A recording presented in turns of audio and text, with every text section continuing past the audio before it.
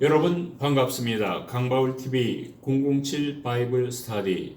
저는 미국 텍사스 소망교회 강명식 목사입니다. 오늘은 2020년 11월 2일 월요일입니다. 오늘은 출애굽기 13장입니다. 장자를 구별하여 하나님께 드려라. 이런 주제가 되겠습니다. 여러분, 하나님께서 모세에게 어떤 말씀을 하실까요? 애굽의 장자들은 다 죽었는데 히브리인들의 장자들은 다 생존했습니다. 그 장자를 향해서 모세가 이렇게 외치라는 것입니다. 나에게 모든 장자들을 구별하라는 것입니다. 성별하라는 것입니다. 이스라엘 백성의 모든 여인들 가운데 첫 번째 그 태생은 나한테 속했다는 것입니다. 사람이든 동물이든. 여러분, 저 애굽의 장자가 죽을 때 히브리인의 장자는 다 살았잖아요. 그럼 하나님께 봉사자로 보내도 되잖아요. 살았는데 왜 하나님을 위해서 일 못해요? 전담해도 되죠. 동물들도 마찬가지입니다. 하나님의 나라를 위해서 희생해도 되죠. 살아도 되죠. 그렇게 모세가 백성에게 말씀합니다. 이 날을 기념하라. 왜냐면요, 이 날이 해방절이에요. 광복절이에요. 노예에서 자유인으로 된 해방날이에요. 바로 이날 너희들은 애굽에서 나왔도다. 노예의 땅에서 벗어났도다. 왜냐하면 하나님께서 능력의 손으로 너희들을 인도하였기 때문이다. 누룩이 있는 빵을 먹지 마라. 왜냐면요, 그날 뭐 먹었죠? 양고기, 쓴나물, 무교병, 누룩 없는 빵, 부풀지 않은 빵을 먹었잖아요. 부풀 때까지 기다리면 안 되고 그 다음날 빨리 떠나야 되니까.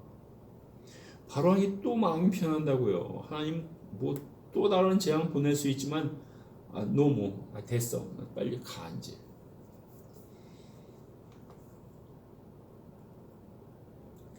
그래서 7일 동안은요, 누룩이 없는 부풀지 않은 빵을 먹으라는 거예요. 그래서 누룩이 있는 빵이 보이면 안 된다는 거예요. 7일 동안은요, 15일부터 7일 동안은 그 누룩 없는 평평한 빵을 먹습니다.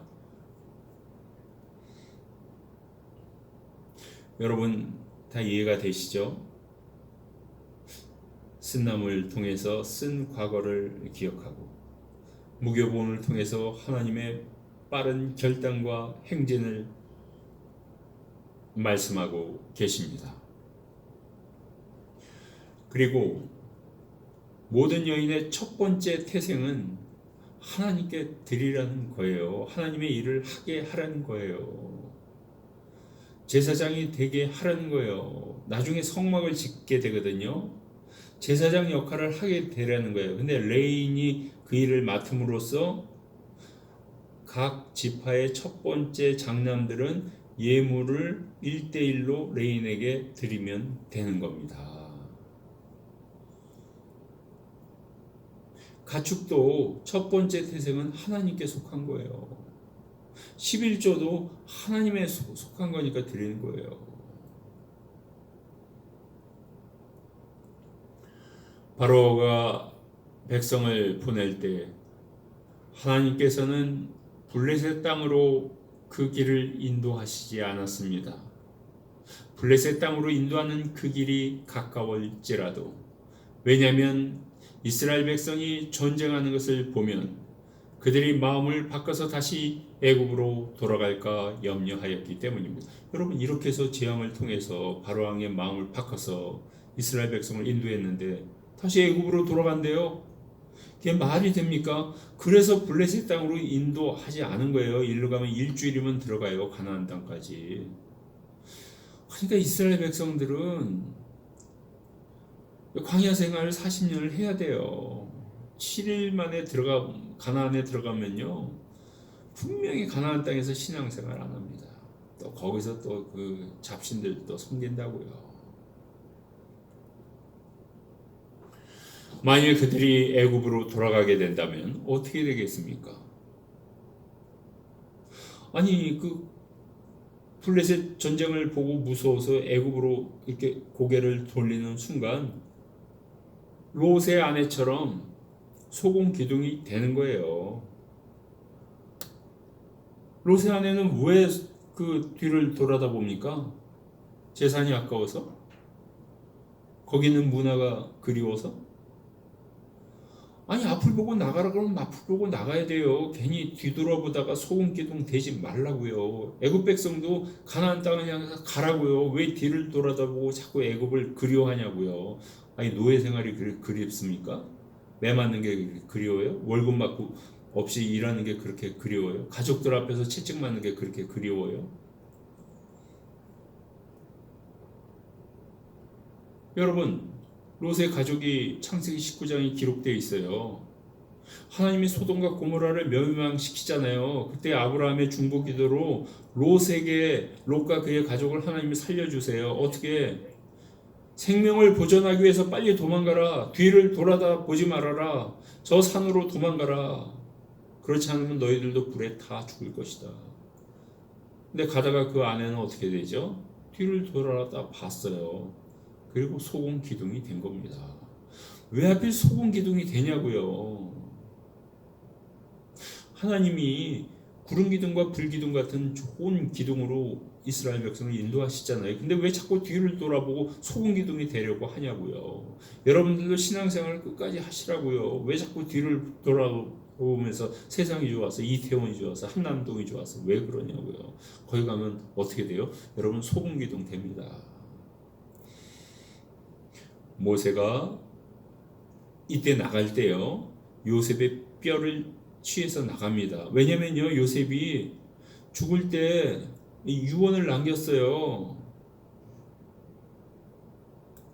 너희들이 여기서 나갈 때 내 뼈를 갖고 나가라 이렇게 했어요. 왜냐면 요셉은 내가 애굽에서 살았고 애굽에서 총리 생활도 했지만 나의 근원은 이스라엘 가나안 땅이라고 선포한 거예요.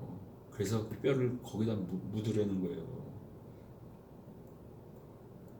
그래서 요셉의 뼈를 가지고 나갑니다. 모세가 그걸 기억하고 있다가 낮에는 하나님께서 구름 기둥으로 그들을 인도합니다. 여러분 해가 얼마나 뜨거워요.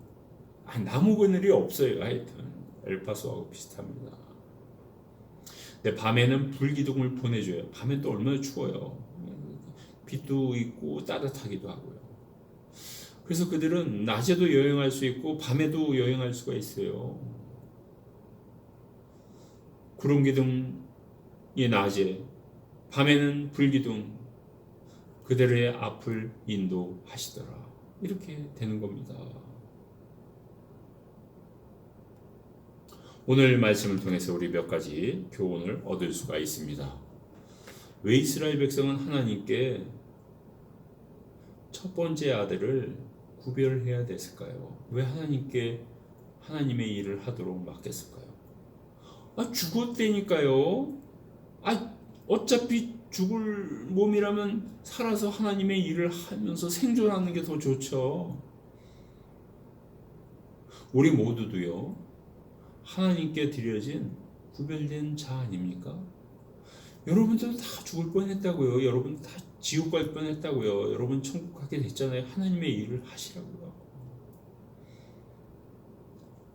왜 하나님께서는 구름 기둥과 불 기둥을 보냈습니까? 낮에 더운데 그러면 거기서 에어컨 틉니까? 밤에 추운데 히터 틉니까? 구름 기둥, 불 기둥보다 더 좋은 게 어디 있어요? 이게 하나님의 지혜예요.